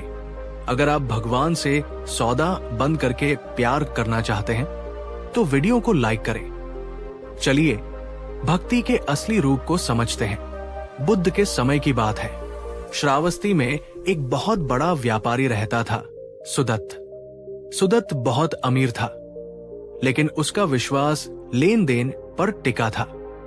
एक बार उसका जहाज कीमती सामान लेकर समुद्र में गया। अचानक भयानक तूफान आ गया। जहाज डूबने की कगार पर था। सुदत्त घबरा गया। उसने तुरंत आंखें बंद की और जोर जोर से प्रार्थना करने लगा। हे वरुण देव, हे समुद्र देवता, अगर मेरा जहाज सही सलामत किनारे लग गया तो मैं आपको शुद्ध सोने का छत्र, अम्ब्रेला चढ़ाऊंगा। मेरी जान बचा लो। किस्मत से तूफान थम गया। जहाज बच गया। सुदत्त का लाखों का मुनाफा हुआ। वादे के मुताबिक उसने सोने का एक बहुत सुंदर और कीमती छत्र बनवाया। वो उसे लेकर मंदिर की ओर जा रहा था। रास्ते में उसे गौतम बुद्ध मिले। बुद्ध ने देखा कि सुदत्त बड़े गर्व से वो छत्र लेकर जा रहा है। बुद्ध ने पूछा, सेठ, ये कहां ले जा रहे हो? सुदत्त ने कहा, तथागत, मैंने मन्नत मांगी थी।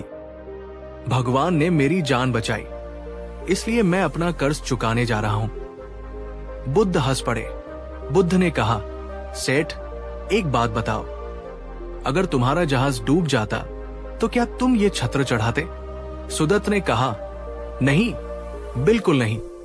अगर जहाज डूब जाता तो मेरा नुकसान हो जाता, मैं क्यों चढ़ाता?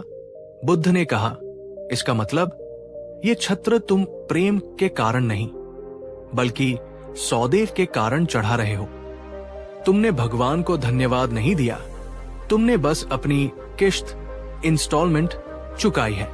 बुद्ध ने सुदत्त की आंखों में देखा और कहा, तुमने मान लिया कि भगवान एक लालची दुकानदार है जिसे तुम्हारे सोने की जरूरत है। क्या तुम्हें लगता है कि जिसने तूफान को रोका वो तुम्हारे इस छोटे से खिलौने छत्र से खुश होगा? सुदत्त ठिठक गया। उसे अपनी गलती का एहसास हुआ।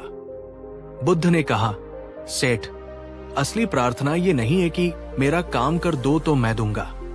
असली प्रार्थना यह है कि तुमने मुझे जीवन दिया, इसके लिए मैं अपना सब कुछ देने को तैयार हूं।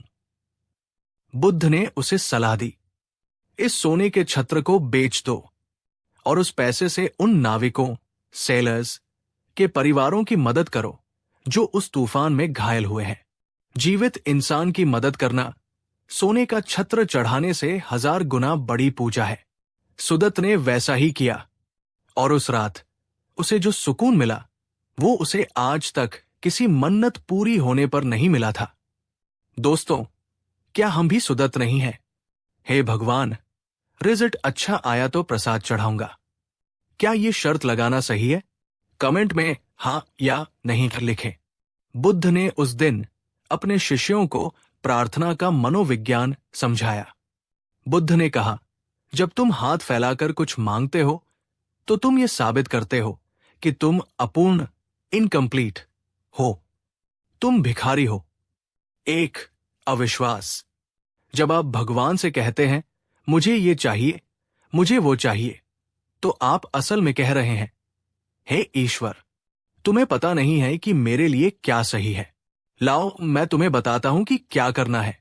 क्या आपको लगता है कि आपकी समझ उस परम शक्ति से ज्यादा बड़ी है? बुद्ध कहते हैं, मांगना अविश्वास है, मौन रहना विश्वास है। 2, भविष्य की चिंता। मन्नत हमेशा भविष्य के लिए होती है। ऐसा हो जाए, वैसा हो जाए। यह दिखाता है कि आप वर्तमान, प्रेजेंट में खुश नहीं हैं।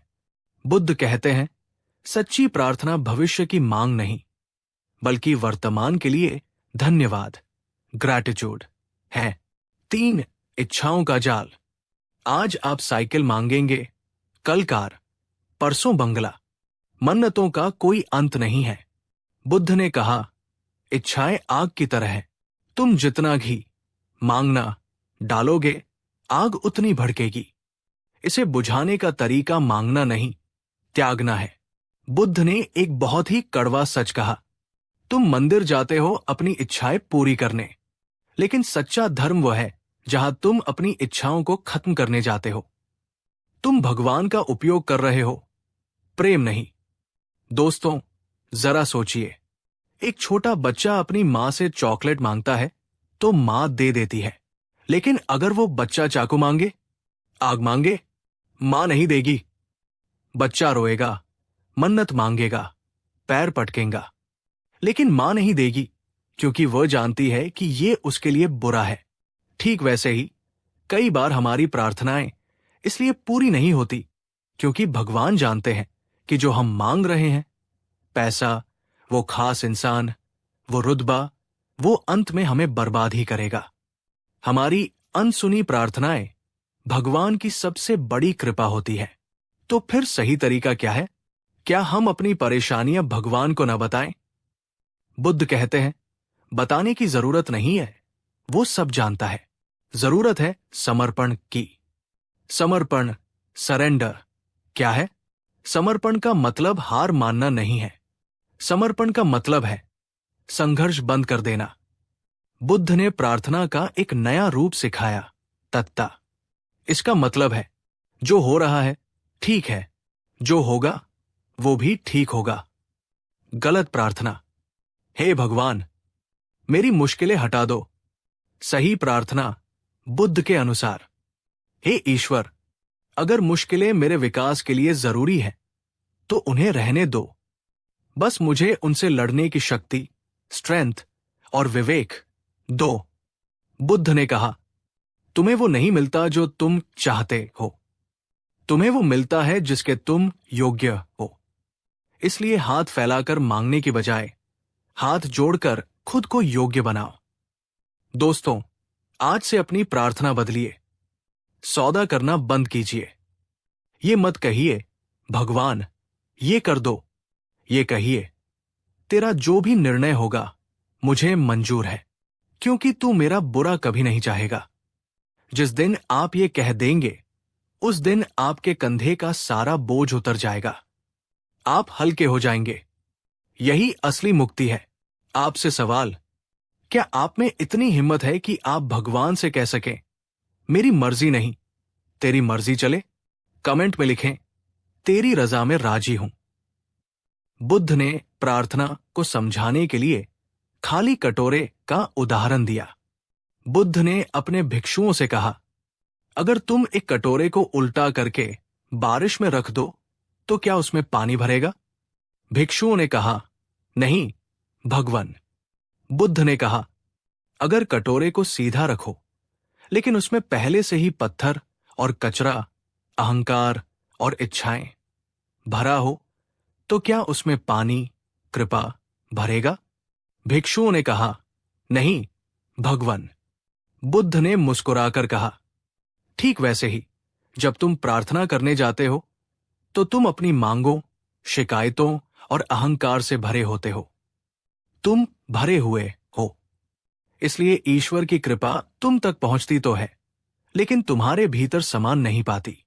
बुद्ध ने कहा, प्रार्थना मांगना नहीं है, प्रार्थना है खुद को खाली करना। जब तुम खाली, साइलेंट होते हो तभी परमात्मा तुम में प्रवेश करता है। मंदिर इसलिए मत जाओ कि तुम्हें कुछ चाहिए। मंदिर इसलिए जाओ ताकि तुम अपने मैं, ईगो को वहां छोड़ सको। वहां जाकर बोलो मत, सुनो। शांत बैठो, उस शांति में ही सारे जवाब है। दोस्तों, मांगना बंद कर दीजिए। आप एक सम्राट के बच्चे हैं। भीख मांगना आपको शोभा नहीं देता। बस अपना पात्र, माइंड साफ रखिए। जो आपके लिए जरूरी है वो आप तक बिना मांगे पहुंच जाएगा। यही कुदरत का नियम है। तो दोस्तों, आज के इस छठे भाग का निचोड़ क्या है? भगवान से मांगने का सही तरीका क्या है? 1. धन्यवाद। मांगने की शुरुआत शिकायत से न करें, शुक्रिया से करें। धन्यवाद कि मैं जिंदा हूं। धन्यवाद कि मुझे भोजन मिला। कृतज्ञता ही सबसे बड़ी प्रार्थना है। 2. सौदा बंद। भगवान को लालच देना बंद करें। आप उसे क्या देंगे जो खुद सब कुछ का मालिक है? उसे सिर्फ एक चीज चाहिए, आपका शुद्ध मन। 3. शक्ति मांगे, वस्तु नहीं। लॉटरी या खिलौने न मांगे। सद्बुद्धि, साहस और करुणा मांगे, क्योंकि इन्हीं से जीवन संवरता है। 4. सबका भला, सिर्फ अपने लिए न मांगे। बुद्ध की प्रार्थना थी, सब्बे सत्ता सुखिता होन्तु, संसार के सभी प्राणी सुखी हों। जब आप सबके लिए मांगते हैं तो आपकी झोली अपने आप भर जाती है। दोस्तों, ये पूजा पाठ की श्रृंखला अब एक संपूर्णता, कंप्लीशन की ओर बढ़ रही है। हमने बाहरी आडंबर से शुरू किया और आज हम पूर्ण समर्पण तक पहुंच गए। उम्मीद है आज के बाद आप जब भी हाथ जोड़ेंगे तो आप भिखारी बनकर नहीं, भक्त बनकर जुड़ेंगे। अगली बार जब आप मंदिर पूजा स्थल जाएंगे तो आप क्या करेंगे? मांगेंगे या धन्यवाद देंगे? कमेंट बॉक्स में अपना संकल्प लिखें। हमारी पूजा पाठ श्रृंखला के 7वें भाग में आपका स्वागत है। आज मैं उस दर्द पर उंगली रखने जा रहा हूं जिससे हम सब गुजरते हैं।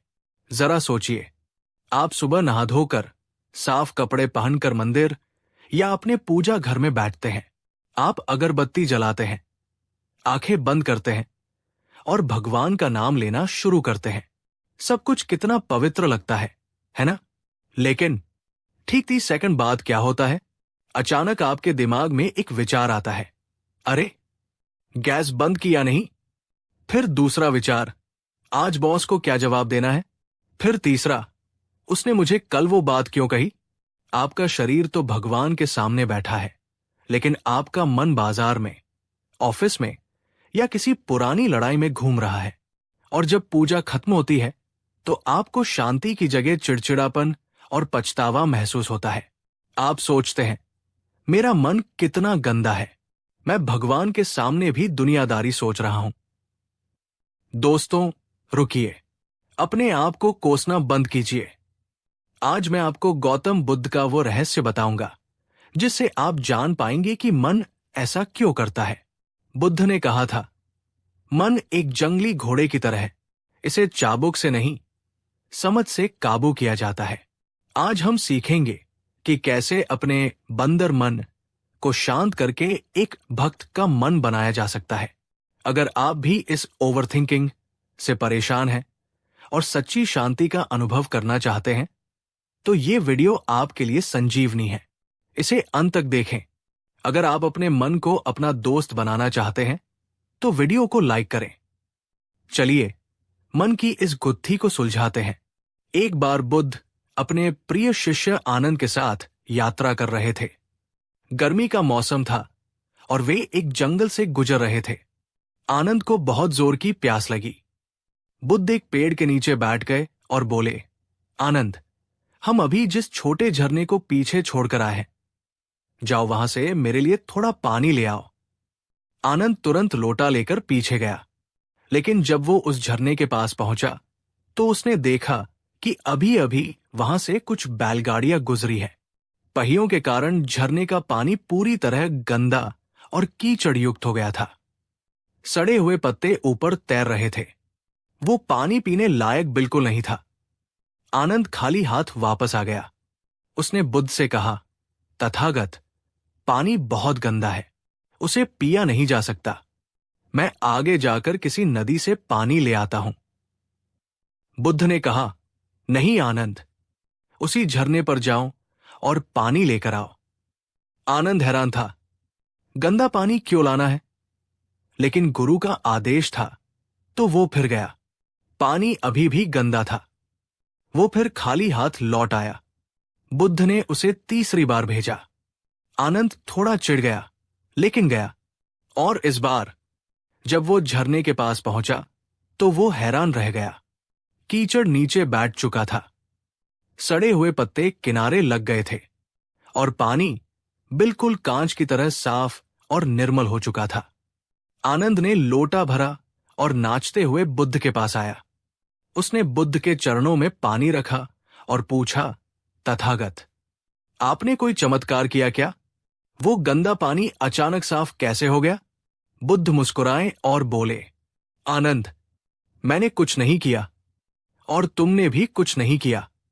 तुमने बस इंतजार, पेशेंस किया। बुद्ध ने समझाया, जब पानी गंदा था, अगर तुम उसमें हाथ डालकर उसे साफ करने की कोशिश करते तो वो और गंदा हो जाता। तुमने उसे समय दिया। कीचड़ अपने आप भारी होकर नीचे बैठ गया और पानी अपने स्वभाव से साफ हो गया। बुद्ध ने कहा, आनंद, तुम्हारा मन भी उस झरने की तरह है। जब तुम पूजा करने बैठते हो तो विचारों की बैलगाड़ियां चलने लगती हैं। कीचड़, विचार ऊपर आ जाता है। तुम गलती ये करते हो कि तुम उस कीचड़ से लड़ने लगते हो। तुम कहते हो, चुप हो जा मन, विचार मतला। इससे मन और गंदा हो जाता है। तुम्हें बस किनारे बैठकर उसे देखना है, उसे समय देना है। विचार अपने आप नीचे बैठ जाएंगे। क्या आप पूजा करते समय विचारों से लड़ते हैं या उन्हें शांति से देखते हैं? कमेंट में सच सच बताएं। बुद्ध ने उस दिन एकाग्रता का सबसे बड़ा सूत्र दिया। उन्होंने बताया कि पूजा में मन क्यों नहीं लगता। इसके दो मुख्य कारण हैं।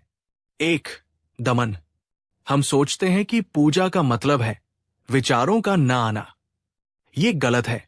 दिमाग का काम है विचार पैदा करना, जैसे आंख का काम है देखना। जब आप जबरदस्ती कहते हैं मुझे ऑफिस के बारे में नहीं सोचना है, तो दिमाग सिर्फ और सिर्फ ऑफिस के बारे में ही सोचेगा। बुद्ध ने कहा, जिस चीज का तुम विरोध करोगे, रेजिस्ट, वो कायम रहेगी। दो, अरुचि। हमारा मन वहां लगता है जहां हमें रस मिलता है। हम फिल्म देखते समय एकाग्र होते हैं, लेकिन पूजा में नहीं। क्यों? क्योंकि हमने पूजा को एक बोझ या ड्यूटी बना लिया है। हम जल्दी से जल्दी उसे निपटाना चाहते हैं। मन वहां नहीं रुकता जहां उसे मजा ना आए। बुद्ध ने कहा, तुम शरीर को जबरदस्ती बिठा सकते हो, लेकिन मन को जबरदस्ती नहीं बिठा सकते। मन को प्रेम से बुलाना होगा। दोस्तों, अपने मन को दुश्मन मानना बंद करें। ये मत कहिए, मेरा मन बहुत चंचल है, ये मेरा कहना नहीं मानता। ये कहिए, मेरा मन एक छोटा बच्चा है, इसे धीरे धीरे सिखाना होगा। जब पूजा में कोई बुरा विचार आए तो डरिए मत। भगवान आपको सजा नहीं देंगे। भगवान जानते हैं कि आप इंसान हैं। विचार आना पाप नहीं है, विचारों में बच जाना बेहोशी है। तो फिर उपाय क्या है? मन को शांत कैसे करें? बुद्ध ने इसके लिए एक विधि दी, साक्षी भाव या ऑब्जर्वेशन। जब आप पूजा या ध्यान करने बैठें तो ये 3 कदम स्टेप्स उठाएं। स्टेप 1, स्वीकार करें।